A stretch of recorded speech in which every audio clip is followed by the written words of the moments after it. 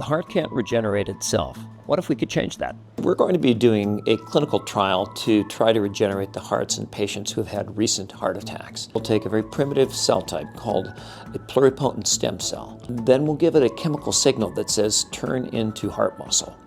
And the cells will differentiate into beating human heart muscle cells.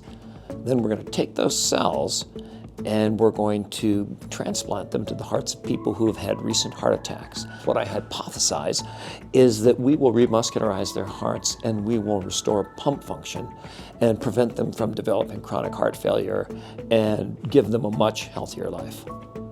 Clinical trials are really the culmination of what our group has been working for several decades now. And we're so grateful for the Marcus Foundation. And with their support, we're going to be able to begin clinical trials in the latter part of 2027.